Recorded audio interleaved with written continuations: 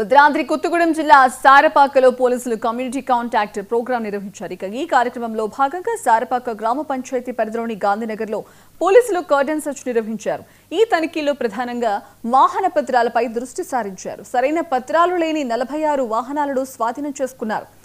ఈ community contact programme ద్వారా ప్రజల్లో భద్రతా భావాన్ని పెంచడంతో పాటు నిబంధనలు పాటించడం యొక్క ఆవశ్యకతను పోలీసులు స్పష్టంగా తెలియజేశారు.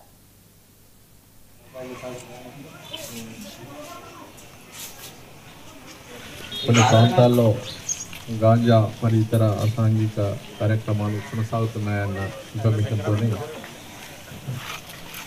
సర్చ్ ఆపరేషన్ చేయడం జరిగింది. ఇందులో భాగంగా ఈరోజు మొత్తం మేము ఈ సారపాకలో ఉన్నటువంటి గాంధీనగర్ ప్రాంతాన్ని తనిఖీలు నిర్వహించడం జరిగింది. దాంట్లో ఒక 5 ఆటోలు, 42 బైక్లు, ఒక 2 ఇళ్లలో అనాథరైజ్డ్ బెల్ట్ షాప్స్ నడుస్తున్నట్టుగా మా దృష్టిలోకి వచ్చింది. వీటన్నిటి మీద మేము చట్ట ప్రకారం చర్య తీసుకుంటాము. అదేవిధంగా నేను ఇక్కడ ఉన్నటువంటి వాళ్ళకి విన్నపం ఏంటంటే, ముఖ్యంగా కొద్దిమంది ఎక్కడి నుంచో వచ్చి ఇక్కడ అద్దెకుంటున్నారు. అద్దెకి ఇచ్చే ముందు వాళ్ళ యొక్క పూర్తి పర్టికులర్స్ తెలుసుకోండి.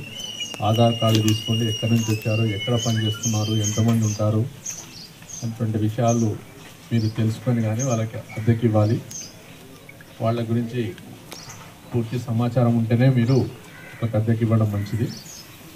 అలాగే కొద్దిమంది యూత్ ముఖ్యంగా ఈ రకరకాల చెడు అలవాట్లకు గాంజాలు సేవించి వాళ్ళ కుటుంబాలనే నాశనం చేసుకుంటున్నారు. అలాగే సమాజంలో కూడా శాంతి భద్రతలు క్రియేట్ చేసి రకరకాల నేరాల్లో ఇన్వాల్వ్ అవుతున్నారు.